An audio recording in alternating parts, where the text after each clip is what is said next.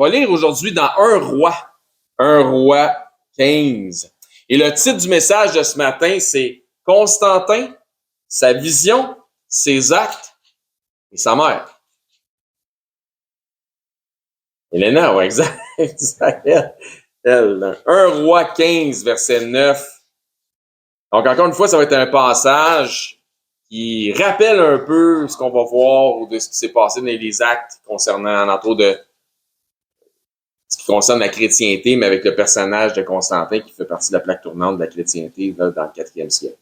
1 roi 15, verset 9. La 20e année de Jéroboam, roi d'Israël, Asa régna sur Juda. Donc, Asa, roi de Juda. Il régna 41 ans à Jérusalem. Sa mère s'appelait Maaka, fille d'Absalom. Asa fit ce qui est droit aux yeux de l'Éternel, comme David son père. Il ôta du pays les prostituées. Et il fit disparaître toutes les idoles que ses pères avaient faites. Et même il enleva la dignité de reine à Maaka, sa mère, parce qu'elle avait fait une idole pour Astarté. Asa abattit son idole et la brûla au torrent de Cédron. Pas de passe-droit. Mais les hauts lieux ne disparurent point, quoique le cœur d'Asa fût en entier à l'Éternel pendant toute sa vie. Donc, le passage qui est là va être en relation un petit peu avec les trucs qu'on va voir là, qui s'est passé dans l'ère du 4e siècle à travers le personnage de Constantin. Donc, gardez ça à l'esprit. Parce que ça va être vraiment plus académique, plus historique aussi comme enseignement. Donc, je vais y aller selon les informations que j'ai réussi à glaner. Donc, c'est possible que vous ayez des informations un peu différentes si vous avez fait des recherches. Au final, on devrait se rejoindre pas mal à la même place, donc pas nécessaire d'en s'enferger de trébucher dans les détails. La semaine dernière, on a vu ou on a effleuré le 4e siècle et on a présenté le personnage qui a un impact assez éminent dans la virage de la chrétienté. Et on a parlé de nul autre que Constantin Ier. Et je souhaite aujourd'hui passer plus de temps sur ce personnage, car il y a vraiment un tournant majeur dans l'histoire du christianisme. Ceux qui connaissent un peu l'histoire là, peuvent comprendre de quoi je parle. Constantin est celui qui a fait cesser les tribulations de Rome sur les chrétiens. Donc, selon les informations historiques que je possède, ce que j'ai réussi à trouver, il est celui qui a légalement rendu le christianisme non pas toléré, mais bel et bien permis dans l'ensemble de Rome. Je sais qu'on avait un petit débat là-dessus la semaine passée, mais je retourne dans l'histoire et je vois que c'est ce que j'arrive comme conclusion. En 311, il y a eu un édit qui avait été fait par Galère. C'est un édit de tolérance. Et en 313, il y avait un édit qui était plus permissif, qui a été l'édit de Milan. Donc, la place Milan, non pas Milan comme 1000 years. Et qui a été co-signé par Constantin et Licinius. On va en parler justement de ça aujourd'hui. On va même même lire un bout de ce que ces hommes-là avaient co-signé. Donc, moi, Constantin, blablabla, moi, Licinius, blablabla. Donc, on va voir là, comment le penchant de la permissivité a tourné. Donc, si vous vous souvenez, nous avons vu que la raison majeure pour laquelle il avait légitimé, si vous voulez, le christianisme et qui avait même financièrement relevé le christianisme, plus probablement par vengeance personnelle ou pour faire en sorte que les autres, que certains personnages qui l'avaient obstrutisé un peu ou que ces gens-là échouent dans leur manœuvre. Donc, c'est par vengeance, par victoire personnelle. Il y avait peut-être une certaine compassion ou une certaine sympathie pour les sévices que les chrétiens avaient subis, mais sa raison principale était sans doute pour vouer à l'échec les efforts des politiciens qui avaient été là avant lui, donc Dioclétien, qui est le dernier grand persécuteur, là, pire que Néron, et aussi son beau-fils Galère, se sont mis ensemble pour persécuter les chrétiens. Quoi qu'il en soit, pour les chrétiens de l'époque, Constantin est vraiment un héros. C'est un libérateur, c'est un justicier en ce qui les concerne. Donc, la reconnaissance des chrétiens lui sera très, très grande. On croit que ce rôle de libérateur et cette reconnaissance que les chrétiens lui ont démontré va probablement par la suite jouer un rôle dans sa vie personnelle, avoir une influence dans sa vie personnelle pour se tourner vraiment définitivement vers Christ. Ceux qui connaissent l'histoire sont au courant de ce qui est connu comme étant la vision de Constantin. Vision dans laquelle le Christ lui serait apparu et lui aurait aussi parlé. Vision et songe, donc comme deux trucs mélangés pour faire un tout en ce qui concerne Constantin. Donc, je vais vous récapituler la légende de la vision de Constantin le Grand. La version peut varier selon la manière dont elle est rapportée par différents historiens. C'est légendaire, donc ma version peut certainement varier par rapport à ce que vous avez déjà entendu comme information, si vous avez déjà entendu cette histoire-là, si vous connaissez déjà l'histoire ou si vous avez fait des recherches. Donc, c'est certainement que ma version aura, j'espère, des similitudes avec la vôtre, sinon ça ne ferait pas de sens. Fait qu'on va se concentrer sur les similitudes si vous le voulez bien. Donc, l'empereur Constantin dit le Grand et son armée étant en guerre contre un des Augustes d'Occident qui s'appelle Maxence. Selon la légende, avant la bataille du pont, Milvius Constantin aurait prié avec son armée et une croix serait apparue dans le ciel. Il aurait reçu une révélation du Christ, une croix de lumière dans le ciel à midi et un écrit indiquant, traduit en latin, In hoc signo vinces. Ça veut dire, par ce signe, tu vaincras. Constantin implora la protection de ce Dieu. Il le pria de se faire connaître à lui et de l'assister dans l'état où se trouvaient ses affaires. Donc, il est en guerre. Donc, pour ceux qui savent, ça ressemble étrangement presque à l'histoire de Jacob, lorsqu'il a vu la vision de l'échelle, donc ce qu'on appelle comme l'échelle de Jacob, qui était entre ciel et terre, qui avait dit, il y a un Dieu, il y a quelque chose, puis si Dieu vraiment répond à mes besoins, puis m'aide dans mes allées et venues, puis me protège, bien, l'Éternel sera mon Dieu. Donc, il voulait comme faire connaissance à elle, mais c'est un petit peu, ça rappelle étrangement un petit peu cette situation-là. Donc, pendant qu'il faisait cette prière-là, il y a eu une vision dans laquelle une croix, et il a vu une croix qui est apparue, et ensuite, il a fait un songe où il a vu une forme qui était un chrisme. Quoi qu'il en soit, Constantin il a fait supposément peindre soit des croix ou des chrismes sur les boucliers, c'est pas clair. Selon les historiens, c'est mélangé, mais ça peut être un ou l'autre. Donc, il a fait peindre ça sur les boucliers de ces hommes, bien qu'inférieurs en nombre de 4 pour 1. Les hommes de Constantin furent victorieux à la bataille du pont Milvius. Puis c'est arrivé, on va en parler un petit peu, mais c'est pas dans le texte, là, mais le pont s'est effondré. Parce que les gars, l'armée de Maxence avait préparé que s'il était pour battre en retraite, il était pour faire tomber le pont, pour que les autres ne puissent pas traverser vers Rome. OK? Ben, quand ils sont arrivés, il était trop lourd, puis c'est eux autres qui ont fait effondrer le pont. Puis Maxence, il était avec ses habits de métal, là, il a coulé dans le fond de l'eau, dans le fond du fleuve. Et Tévéré, le fleuve, il est mort noyé. Fait que c'est arrivé spécial, fait qu'ils ils se sont plantés autrement dit, ils sont tombés dans leur propre piège. Et c'est comme ça qu'ils en sont sortis vainqueurs. Donc, tranche d'histoire. Donc, après sa victoire, il fut couronné comme nouvel empereur d'Occident. Il entre triomphant à Rome. Sa victoire marque la fin de la persécution contre les chrétiens. Encore une fois, c'est légendaire et les gens qui rapportent cette histoire-là, nécessairement, la romancent beaucoup. Quoi qu'il en soit, Constantin commence à entrevoir quelque chose de bien dans ce qu'on connaît comme étant le christianisme concernant le Dieu des chrétiens. Parce que, de toute façon, là, il est convaincu qu'il lui doit une victoire à ce Dieu-là. C'est pas pour autant qu'il se convertit instantanément ou tout à fait au christianisme. C'est encore ambigu un peu. Il ouvre certainement les portes, par exemple, aux chrétiens, mais sans fermer les portes à tous ceux qui ont, dans les fonctions publiques, qui sont des païens, qui ont des divinités païennes, qui vénèrent toujours les dieux ancestraux romains. Donc, il ouvre les portes au christianisme, mais il ne ferme pas les portes aux autres, ce qui est sage. Il est tolérant des deux côtés. Il ne semble pas rejeter le dieu Jupiter, ni le dieu Soleil, le Sol Invictus. C'est comme la plupart des polythéistes qui existent encore dans ce monde, tels ceux qui sont en Inde, par exemple. J'ai le dieu singe, puis j'ai le dieu Krishna, mais pourquoi je ne peux pas prendre le dieu Jésus? Je peux faire une libation à un, puis faire une prière à l'autre, puis une offrande à un, puis 33 millions. Ouais. 33 millions. Juste ça. Ils ont autant de dieux en Inde que d'êtres humains au Canada.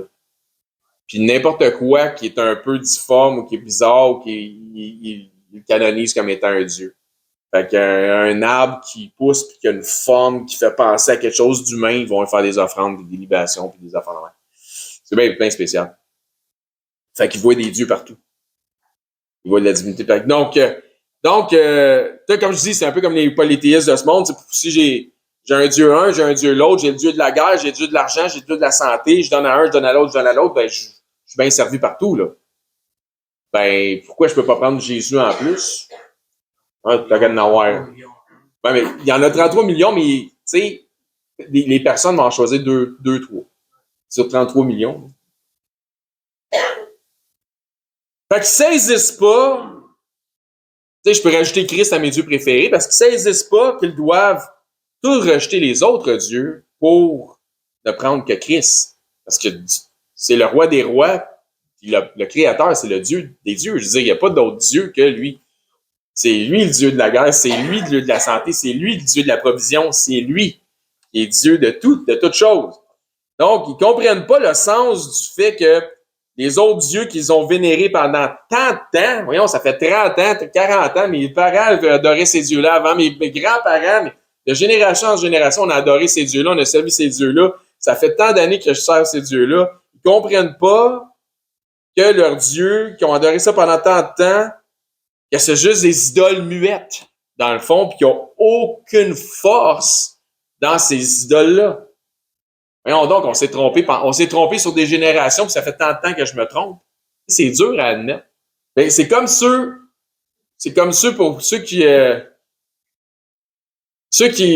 abandonnent le catholicisme pour se convertir vraiment à Christ, puis à ce qu'on fait ici, par exemple.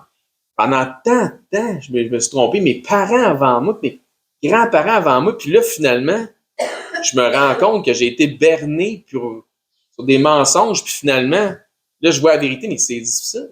Pas nécessairement facile.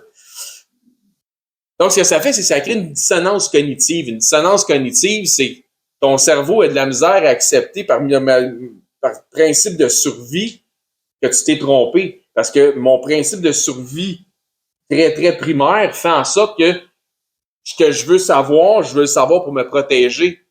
Mais là, quand je pensais être en sécurité, je me suis rendu compte que dans le fond, j'étais dans le piège tout le temps. J'étais dans ma cage tout le temps. Ça, c'est difficile à accepter. Donc, c'est comme, je vais accepter Jésus parce que c'est un nouveau Dieu, là, c'est une nouvelle information que je reçois, mais pourquoi est-ce que je devrais laisser tomber mes autres dieux parce que j'accepte Jésus? Je devrais être en mesure de les adorer toutes un peu en même temps. Un tiers un tiers l'autre, puis mettons, j'en prends trois. Ça marche pas de même, hein?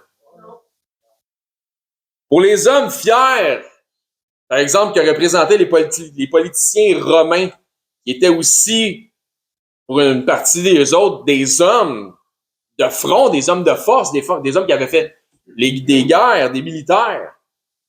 Ce qui les incombe, c'est de s'assurer de servir puis d'adorer, puis de faire des libations ou des offrandes aux dieux qui répondent davantage à toutes leurs ambitions. Donc, s'il y avait un dieu de la victoire ou de la guerre, ben, on va servir à celui-là en particulier. Par exemple, Jupiter, qui est pour les Romains l'équivalent grec de Zeus. Ou encore, la plus proche représentation mythologique du dieu créateur. Donc, facile de prendre Zeus ou de prendre Jupiter puis de faire comprendre à quelqu'un, mais tu vois comment tu adores Jupiter ou tu penses que Jupiter est ci ou Zeus est ça. Ben ça, pour le vrai, au-delà de ça, c'est vraiment Dieu, le Dieu créateur. Et tu peux, un peu comme Paul, quand il est arrivé à Athènes, je vais vous parler du Dieu inconnu, il a pris quelque chose qui était, eux autres, il y avait déjà comme une divinité prête, là.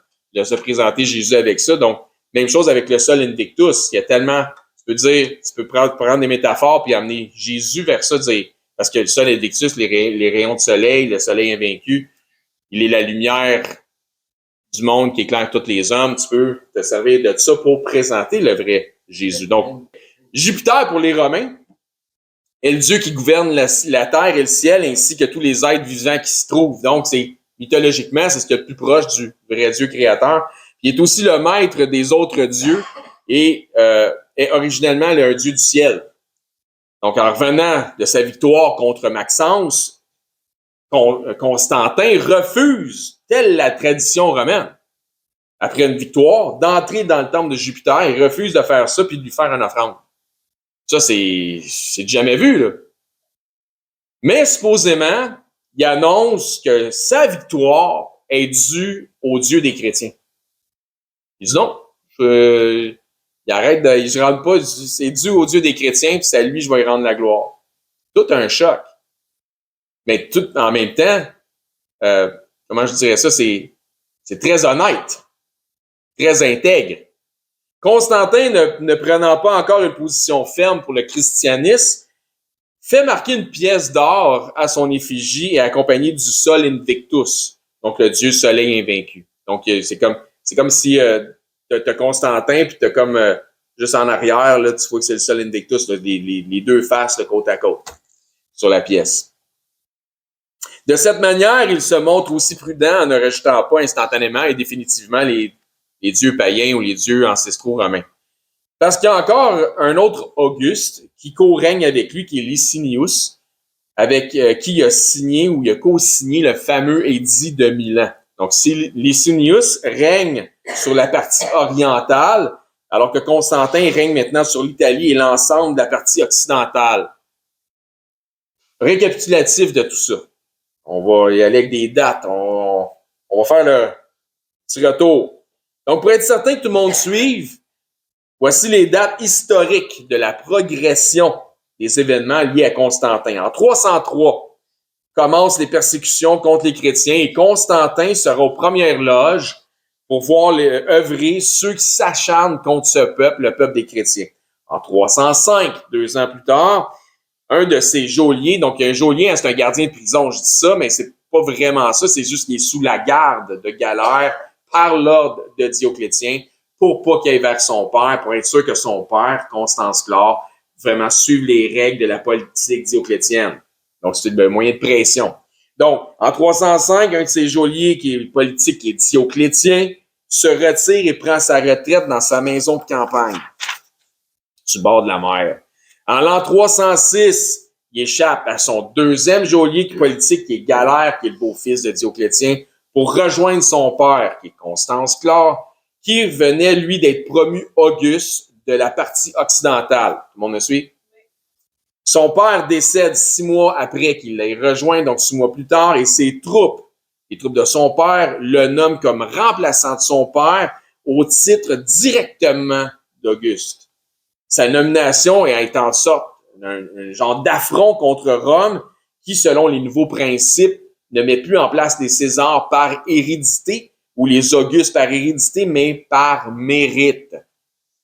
Ainsi donc, il gravit les échelons en passant par-dessus le vice-empereur aspirant légitime qui se nomme Sévère, ami personnel de Galère, qui était le geôlier, celui qui gardait Constantin et qui l'empêchait d'aller voir son père. Donc, il faut comprendre que son père, Constance Chlore, avait été promu Auguste plus ou moins 1 an avant son décès, mais que le titre lui est revenu à Constantin instantanément par hérédité, selon le désir de son père et l'aval de ses troupes. Donc, il y a une armée à lui, ce gars-là. Là. Il y a une partie de d'une armée de Rome qui est sous ses ordres. Donc, suite à la mort de son père, ses troupes le nomment Auguste. Je dis, prends la place de ton père, puis dirige-nous. Donc, ça, c'est un méchant qui est né à son ex-geôlier, Galère, qui, lui, est l'Auguste numéro 1 à Rome. Donc, l'équivalent du premier ministre. Vous me suivez? Celui qui siège à Rome, c'est le top de la gang. Donc, on était toujours dans une tétrachie, donc c'est 4 dirigeants. Galère ne se sentant pas de taille contre Constantin et l'armée que lui est capable de diriger, le reconnaît comme étant un César, mais non pas comme étant son égal, c'est-à-dire non pas comme étant un Auguste. Constantin, dans son corps de royaume, par vengeance, contrecarre les plans diaboliques de Galère en ne persécutant pas les chrétiens. Là, on est plus ou moins en 306, 307. C'est finalement en 310, donc 4 ans plus tard, que Galère reconnaît finalement Constantin au titre d'Auguste. En 311, une autre année plus tard, Galère rédige un édit de tolérance en faveur des chrétiens, donc l'édit de Sardique. Quelques mois plus tard, toujours en 311, Galère y meurt. Jusque-là, avant la mort de Galère, la direction de Rome était divisée en une tétrarchie officielle, 4 dirigeants. Mais les allures sont plutôt à l'anarchie militaire, car il y a dès lors plusieurs Césars autoproclamés dans l'Empire. Mais au décès de Galère, 4 sont majoritairement en place, il va y avoir du ménage qui va se faire, et certains vont s'éliminer d'eux-mêmes. Tout le monde me suit? Super. En l'an 312, donc un autre année plus tard, donc Galère meurt, fait qu'il y a quelqu'un qui prend sa place à Rome. Il est mort en 311. 312, Maxence est à Rome. Là, Constantin s'en va y faire la guerre.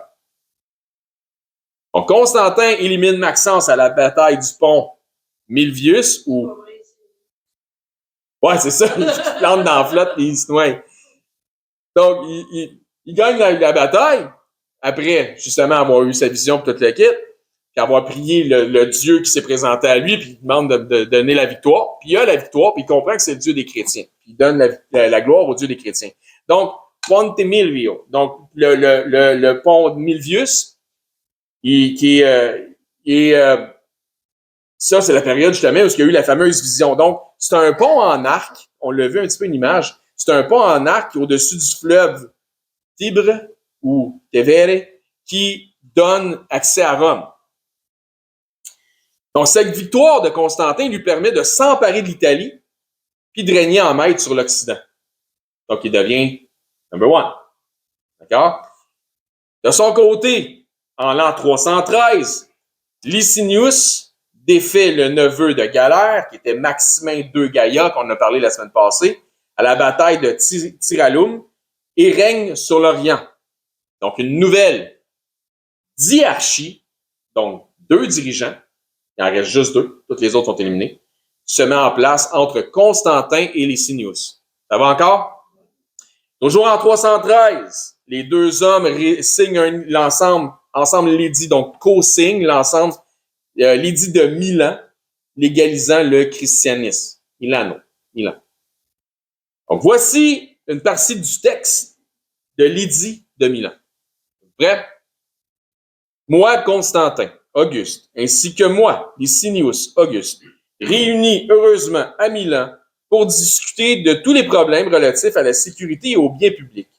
Nous avons cru devoir régler en tout premier lieu, entre autres dispositions de la nature assurée selon le bien de la majorité, celle sur laquelle repose le respect de la divinité, c'est-à-dire donner aux chrétiens, comme à tous, la liberté et la possibilité de suivre la religion de leur choix. Pas mal clair? Continue. Donc, là, il y a le texte continue, puis éventuellement, dans le texte, on continue à lire ça. C'est marqué ici, la même possibilité d'observer leur religion et leur culte est considérée aux autres citoyens ouvertement et librement, ainsi qu'il convient à notre époque de paix, afin que chacun ait la libre faculté de pratiquer le culte de son choix. Ce qui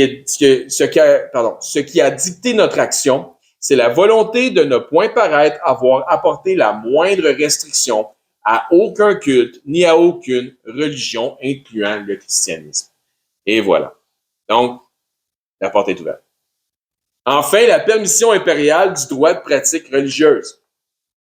Avec les multiples sagas des dernières années, Rome est dans une crise économique, d'instabilité monétaire majeure. Ça va pas bien financièrement. Les coffres se vident ou l'argent est concentré à certains endroits au lieu d'être bien réparti. Trop de boss, trop qui gardent la cash partout. Vous me suivez?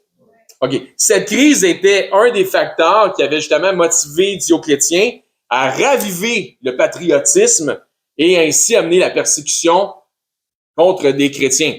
Parce qu'il dit, OK, économiquement, ça va pas bien, c'est parce que le patriotisme va pas bien. Le patriotisme va pas bien, c'est à cause que les chrétiens sont là. C'est les chrétiens qui nuisent au patriotisme. Si on élimine les chrétiens, ben, on va raviver le patriotisme, on va raviver l'économie. Ça n'a pas marché son affaire. Constantin va l'avoir, la solution.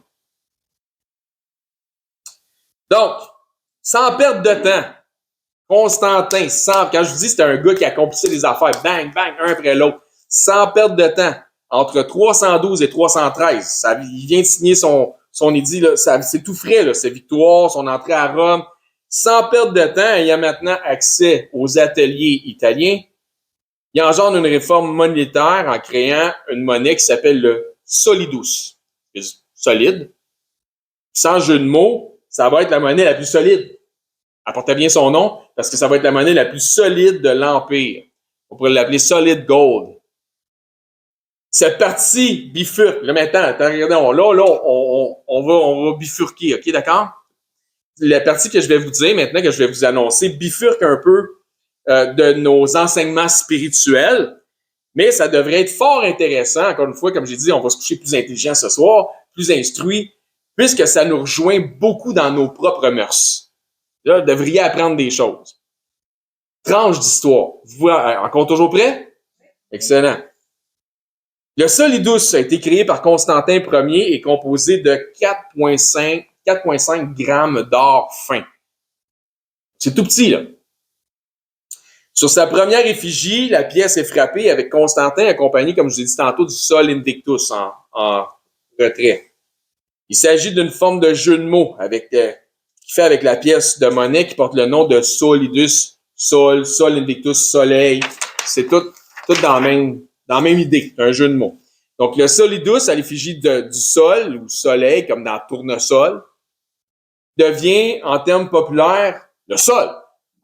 Donc, c'est le Solidus, tu as le Sol Invictus dessus. Ben là, pour faire un abrégé du terme, on va dire le Sol. Un peu comme pour nous, le dollar a été vulgarisé par la pièce. Même principe. Le terme Sol, pour signifier une monnaie, et éventuellement par une déformation phonétique, éventuellement est devenu sous. Intéressant, hein? Attends, c'est pas fini. C'est pourquoi les pièces de monnaie aujourd'hui sont appelées des sous. Le solidus est au pluriel des solidi. Solidus, je suis en train de chanter une tonne.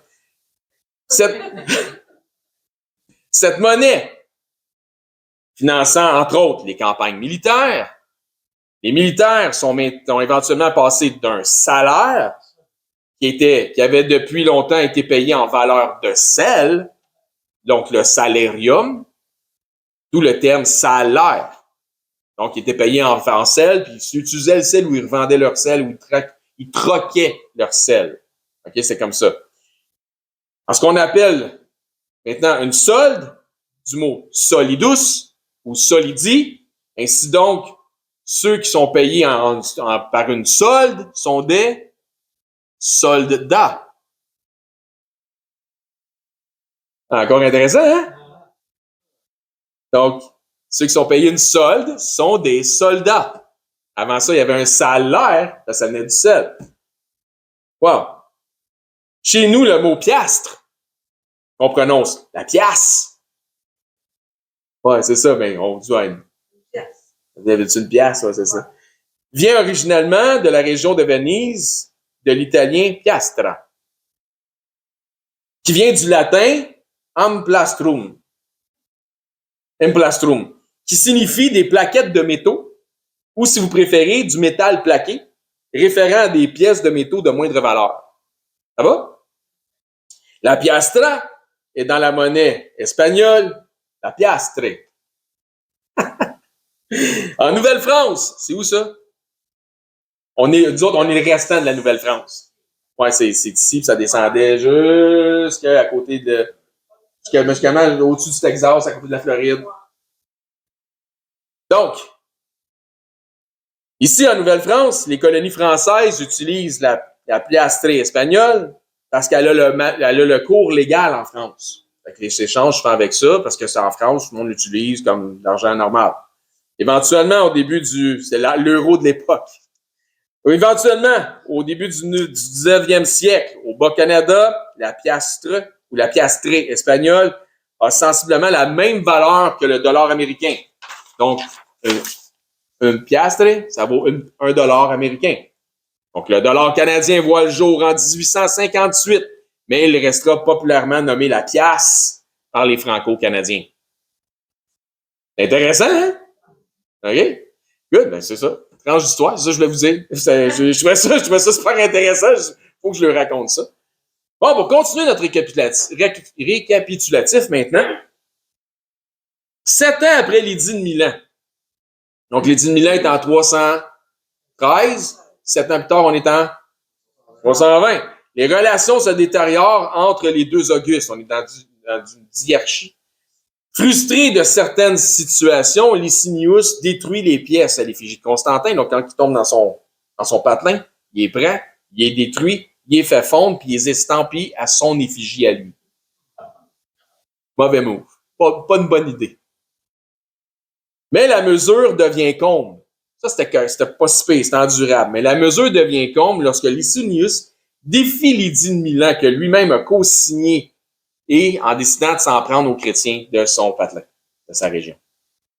En 324, 4 ans plus tard, les forces de Constantin défoncent celles de Licinius lors de la bataille de Chrysopolis. Licinius, vaincu, sera exécuté en 325. Constantin est dès lors le seul et unique dirigeant de Rome, mettant ainsi fin à 38 années de tétrachie. Tout, hein? Donc, ce que 4 gars n'étaient pas capables de faire, il l'a fait à lui tout seul. Ses conquêtes contre ses concurrents lui permettent de mettre la main sur leur trésor. Quand je dis l'argent était tout gardé à la même place, lui, il centralise tout ça.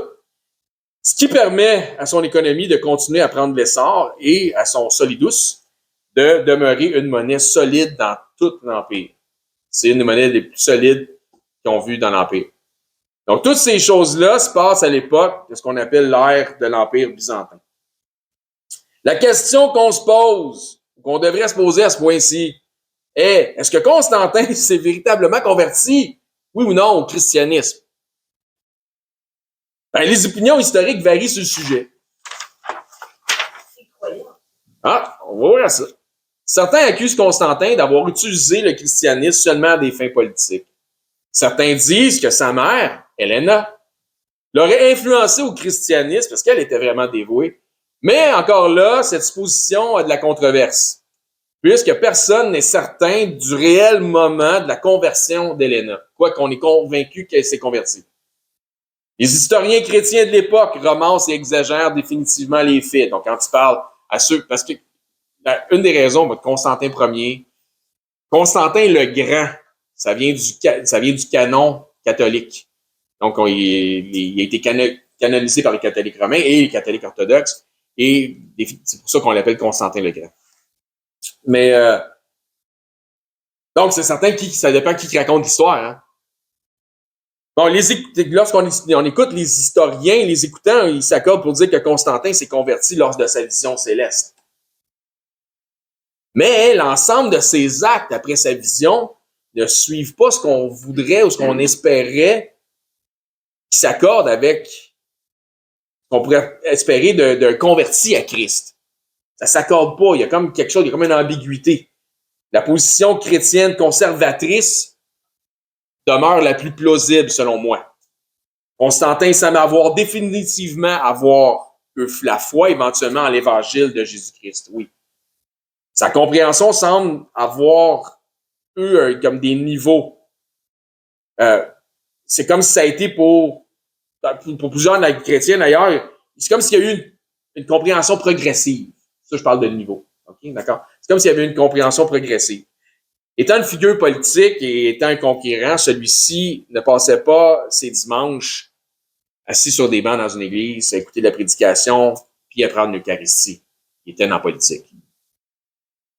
Ce qui fait que sa compréhension des attentes de Dieu à son égard, comme pour tout homme, pas parce qu'il était empereur que ça change, ben ces attentes-là, ou sa compréhension des attentes de Dieu à son égard ont probablement été plus longues à assimiler que certains. Il y en a probablement qui étaient dans son entourage, puis comme ils ont vu ses agissements, puis ils ont peut-être pensé qu'il avait compris, puis qu'il était déjà converti, mais qu'il n'y a personne qui a osé vraiment y expliquer c'était quoi l'Évangile. C'est comme lui, il savait qu'il y avait un Dieu, puis que les chrétiens existaient, puis c'est comme il a compris qu'il se passait quelque chose, mais j'ai comme l'impression que ça a pris un bout avant que quelqu'un dise « Donc, as-tu vraiment reçu le message de l'Évangile? Ou t'as juste pogné ça comme ça? C'est comme pogner un pamphlet? C'est quoi? » Tu sais, tu comprenez? J'ai comme l'impression que ça a pris un bout. Ce fait que sa compréhension des attentes de Dieu à son égard, comme je dis, a été probablement plus longue à assimiler. Puis il est, pour l'Église catholique romaine et l'Église orthodoxe, comme je vous ai dit, canonisé comme étant le Saint Constantin le Grand. Et il en va de même pour sa mère aussi, qui est canonisée. Quoi qu'il en soit, sa mère, Helena, ce serait, elle, véritablement convertie au christianisme et elle exerce d'une manière apostolique son christianisme et avec un grand zèle, elle voue une vocation à ses convictions. En l'an 324, Constantin proclame sa mère Augusta, donc impératrice. En l'an 326, elle part en pèlerinage en Terre Sainte, se rend à Jérusalem ou sur les lieux de Golgotha. Elle ramasse après avoir creusé, elle trouve un bout de bois. Elle ramasse un bout de bois et déclare ce bout de bois comme étant une relique de la croix du Christ. Pas mal n'importe quoi, mais en tout cas. Donc, par l'autorisation de Constantin, elle supervise la construction de l'église du Paternoster à Jérusalem-Est. Même chose pour la basilique de la Nativité de Nazareth. Elle fit détruire un temple dédié à Vénus.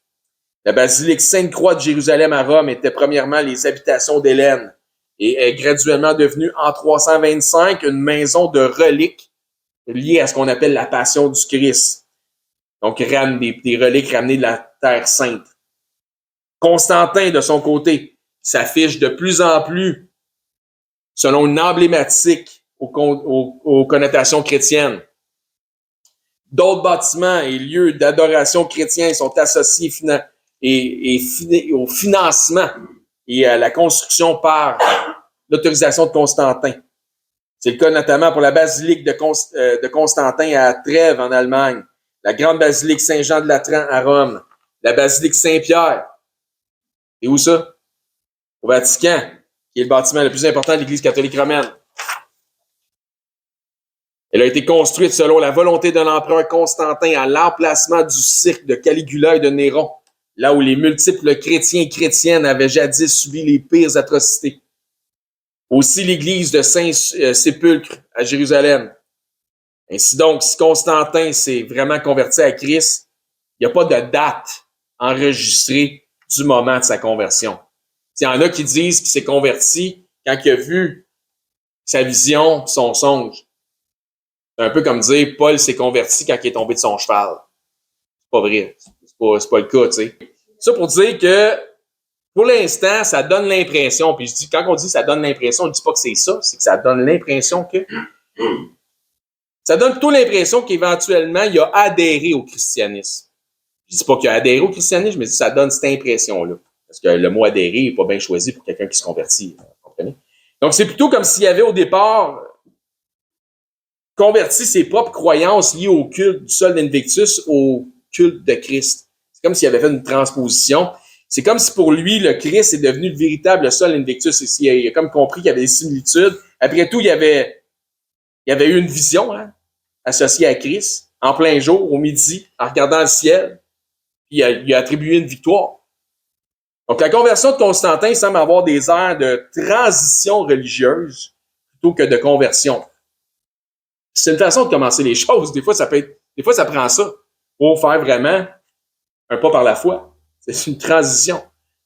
Il y a beaucoup de gens qui font des transitions religieuses, puis dans le fond, ne sont pas nécessairement sauvés pour autant, mais éventuellement, peut-être que le Seigneur se manifeste de façon plus claire. Donc, il faut comprendre qu'il n'était pas membre du clergé, il était politicien. Déjà, le fait qu'étant Auguste, qu'il donne autant de répit aux chrétiens, ça apportait un poids immense, puisque ça abolissait les sévices subis par les générations de César et d'Auguste avant lui envers les chrétiens. Puis sans prendre aux chrétiens, ça devenait l'équivalent de s'en prendre à l'empereur. Donc ça, c'était vraiment une grande chose. Donc, conclusion de notre message de ce matin. Donc, beaucoup plus une étude ce matin qui était académique, comme je vous avais avisé, qu'un message ou qu'une prédication. On dirait davantage une lecture universitaire ou d'enseignement. Au minimum, vous devriez sortir, comme j'ai dit, d'ici plus connaissant que lorsque vous êtes entré, au moins pour la pièce. C'est ça. À 3 jours de Noël, on devrait conclure que malgré la fin des persécutions massives, le combat pour la cause de Christ demeure toujours quelque chose d'actualité. Bonjour, ici Éric, ancien et enseignant du ministère de l'EBCRS. J'aimerais d'abord vous remercier de vous intéresser à l'œuvre de notre ministère ainsi qu'à la chaîne sur laquelle on distribue notre matériel. Si, suite à une de nos prédications, vous réalisez que vous n'avez jamais fait du Seigneur Jésus le Seigneur de votre vie, le Sauveur de votre âme, mais que vous réalisez aussi que vous avez vraiment besoin de vous tourner vers lui afin de sécuriser votre éternité, je crois que ce segment de vidéo s'adresse à vous, puisque la Bible nous déclare cette vérité.